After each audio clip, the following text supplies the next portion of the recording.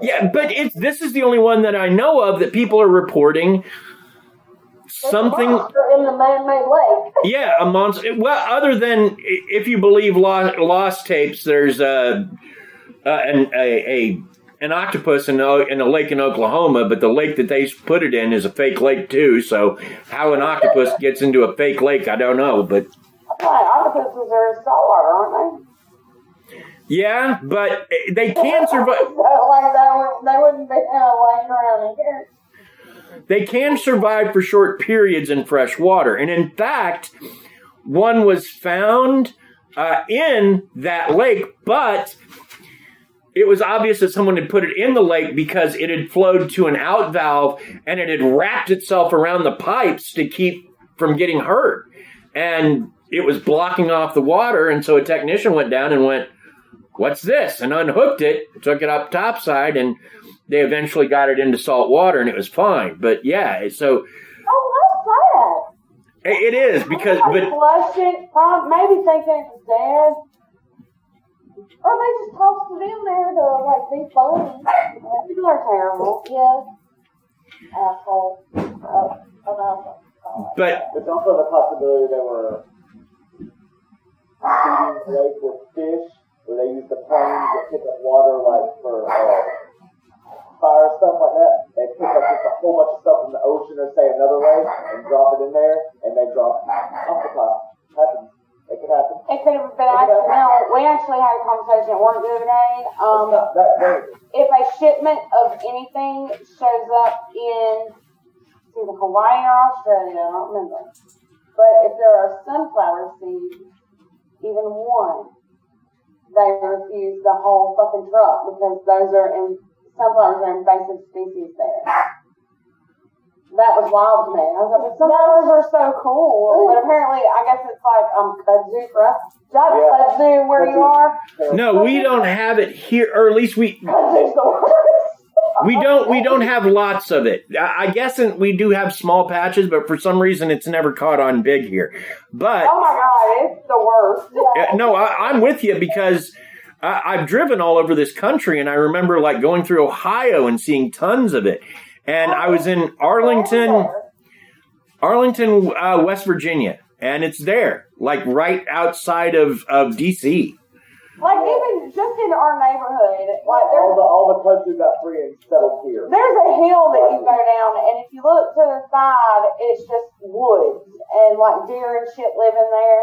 But there's so much kudzu, it looks like it's the same level as the road, but really that's just 5 feet down, 5 feet down, and then there's the ground, and that's where all the deers and shit hang out. It's horrible. Yeah, it's pretty invasive. Yeah, not good. But Messi is described as kind of like a dragon with the tail of an eel, which is just so. And I can't even wrap my head around what sort of thing that might be, nor how it winds up in a man-made lake. The only thing that I can think of is, again, maybe it's something that lives in that other world that the Native Americans used to talk about. And it crosses over from time to time. Because Messi is reported to this day. I mean, there's recent sightings of her. And, is Lake Murray anywhere near you guys, or? So, Lake Murray, yeah. So, that would be in the Columbia area. It's about 25 hours from here. No, Columbia is an hour and a half. Is it? Yeah, 100 miles. Yeah, that's an hour and a half of cruise control with you guys. Yeah. Oh, yeah, we can do it. Hour and a half, 2 hours from here. What else can we do while we're in Columbia? We do those both. We can figure out something else to do. Making a day trip. We're doing this, fine. Yeah, I'm looking at the notes. Combination of a snake and something prehistoric. Serpent-like creature about 40 to 60 feet long. Yeah. In a man-made lake. I'm just... And that's the part that gets me, because my first thought is it's a man-made lake. How can anything get in it like that? But if I take it as true, the thing I say, that I think that this is not the only world, that there are levels to reality, and you can step from one to another. And so maybe that happens in water, and this thing comes from that other reality and is like, oh, I'm in the small lake again. And it spins around for a while till it finds its way back. And occasionally people bump into it, and it's like, I'm very sorry, I'm not where I'm supposed to be, but leave me alone. Sorry, guys. That's the best I got on that one. But like I said, it's still seen to this day. It was seen, within 20 years of the lake's creation almost. And then, again, you've got sightings on and off till today. So, is there any chance it is possibly a whale den? Like they decided that Nessie was a whale den. How did a whale get in there either? Well, remember we had this whole thing. We had this, lake. but does it meet up somewhere with No, they made it. Well, they made Table Rock, but I feel like if you go far enough past the buoys at Table Rock, you end up in another fucking lake that could possibly go into somewhere else. It's not whale dick. That's what I'm going with. Nessie is not the one that's... It's family plot. It is. Nessie is not the one that's a whale penis? All those are cuss words. 90% of all y'all can say it. I'm so sorry. We will never be bothered on this. You know what? You guys are family. What are you talking about? We don't know how to behave ourselves. We don't see what's wrong. I wasn't even thinking about it. Y'all behave. Whale dick. Wait, what's going on? I feel like whale dick is family friendly. Well, first of all, it's not Nessie. It's not Nessie. It's there was a sea monster in the actual ocean near Maine. That's not Nessie. And that's why they thought it was a whale penis, because whales go through that part all the time. I don't know that whales make it into Loch Ness very often. They probably don't. You know, the headlines were saying. But that being said, because I saw that on History Channel. I watched a lot of History Channel, and that got me. But that being said, you guys are family, okay? How to put this so that you understand? You know, you're like our badly behaved cousins. We love you. There's nothing wrong. Garbage cousins. No, not the garbage cousins. You're not the ones where we hide the family heirlooms when you come over. We just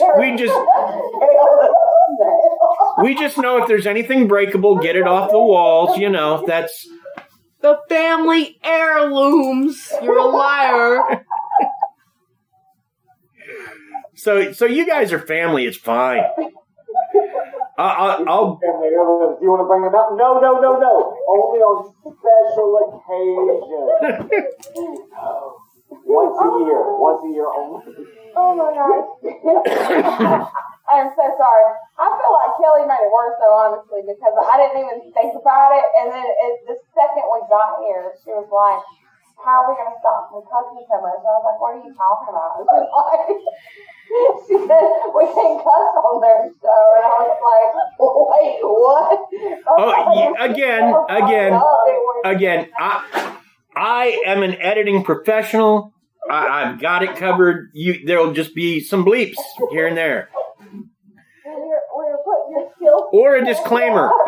If there's too many bleeps, it'll just be a disclaimer. This episode of Family Plot is not our usual PG-13 in deference to our guests from Drunk Theory. But trust me, we'd have you guys on every week if we could get away with it. I like you guys.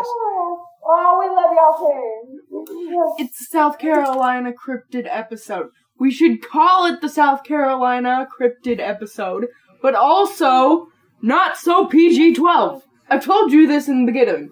You told me this in the beginning. And then that brings us kind of to our wrapping up spot, which is the Bigfoot. SCC 13, South Carolina Cryptid 13. There you go. See, South Carolina Cryptid. Why are you chewing on that? I don't know. Yeah, Chewing is a whole different Well, you're thing. talking about wrapping up. I was just putting it on my phone. one that I did research on. Oh, How come you didn't talk about the gray man? Then he just not interested in you? the Gray Man. I thought that was the same as the Third Eye Man.